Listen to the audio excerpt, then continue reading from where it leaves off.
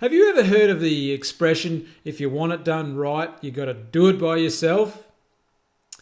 Let me paint a bit of a picture for you here. You're a business owner, your business is doing quite well at the moment, you're sitting at around $1 million in revenue, things is going well and it's all happening. And you get 5 minutes off to go and have your lunch break, it's 3:30 in the afternoon and you're in the car and the phone rings, something's going on back at work and you're trying to eat your lunch with one hand and talk on the phone with the other and steer the car with your knee. And it's really consumed you, hasn't it? You've got all this stuff going on. You're finding yourself trying to oversee everything in your company, and it's really consuming you. You're probably doing 80 hours a week. I'm not sure if any of this is sounding familiar to you, but if it is, I want to talk to you about these frustrations that are happening in your business. And before I go any further, if you grab a copy of this book by Michael Gerber, it explains this very well. The E-Myth. And Michael explains in this book that every frustration going on in your organisation now is the result of a lack of a process, right? Now, what do I mean by that? Well, the processes are how you run your business, how you run your organisation, pulling them out of your mind and documenting them down so that people follow a process that's before them rather than you telling them what to do and then overseeing everything, right? Building a process-dependent business is essential to help break past these barriers that you may feel before you right now and go on to create a business that runs under management and allows you to step back and have a business function on its own rather than your input and overseeing everything. Right? So how do you grow a process-dependent business? Well, it happens in 5 steps. To begin with, what you want to do is pull everything out of your own mind and how you run your business, right? The way that you do everything from your lead generation systems to your sales systems and your management delivery systems, how you back up your promises to your clients and documenting those down, right? Documenting those down. So essentially you're building out a blueprint of your procedures. The second thing you want to do now is build out an organizational chart of your business. Now, if you've seen an organizational chart before, it kind of looks like a bit of an upside down tree. So every position in your business, right from say the business owner or the CEO down to the management level and down to the lower level employees, not saying they're low people at all, but it's just the staff underneath the management. Every position is now filled on your. Every position in your business, is now filled in your organizational chart. So now we have a blueprint of our positions.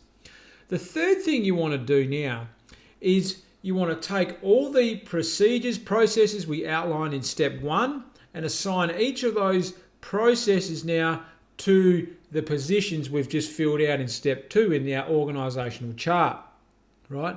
So essentially what we're doing now is marrying up the procedures with the positions. So what we've created now is functional accountability in our business. Every position has a assigned task that they are accountable for, and they know that that is their set procedures they must follow in order for this business to function, right?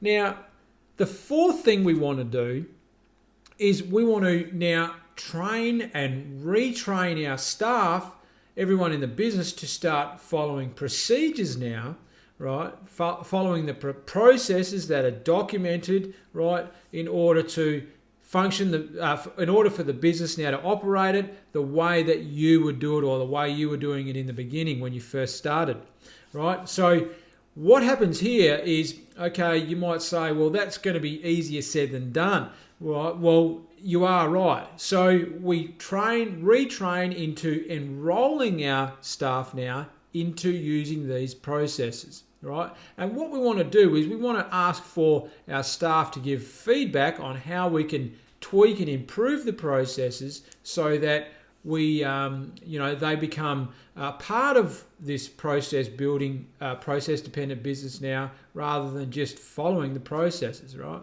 Getting feedback and improving, which brings us to step 5 now on how to innovate and keep updating those processes with improvements so that our business can continue to evolve and innovate and stay ahead of the curve, right?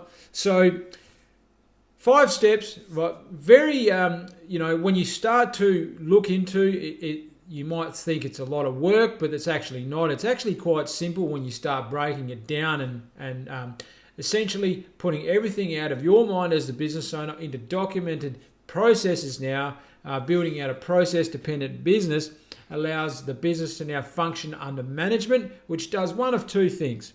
Firstly, a business that functions under management allows the business owners to step back and watch the business function, right? So essentially now you're allowing your business or your years of hard work and effort that you've put in to create this baby that has now evolved into something quite big, has broken past that $1 million barrier that you may be sitting at right now, and allow to go on to greater lengths, greater heights, and achieve whatever you feel like, because the business now is just functioning under processes that are evolving over time, right?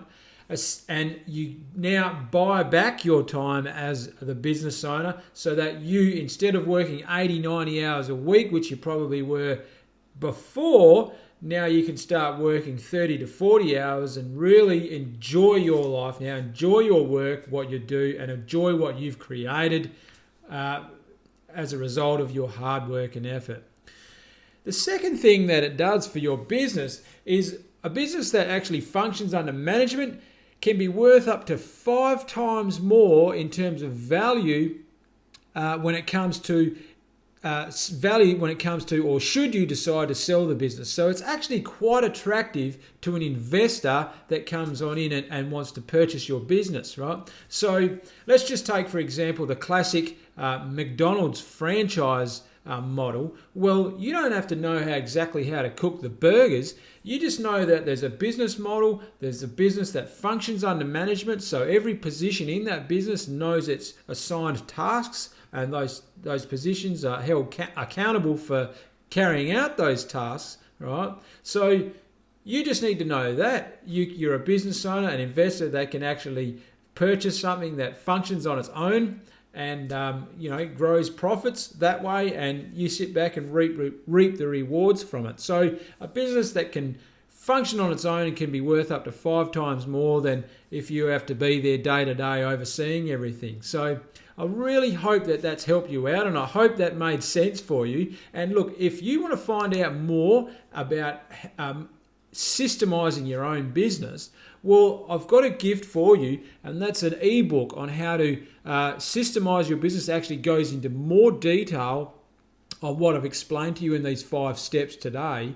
And also, if you want help implementing that into your business, then you can reach out to me also. But grab that ebook; it's very, very helpful. And should you be in that position or in a position to break past that barrier and go on and grow a business to greater heights. So grab that ebook. I really hope that's helped you out today, and look forward to seeing you on the next video. Bye for now.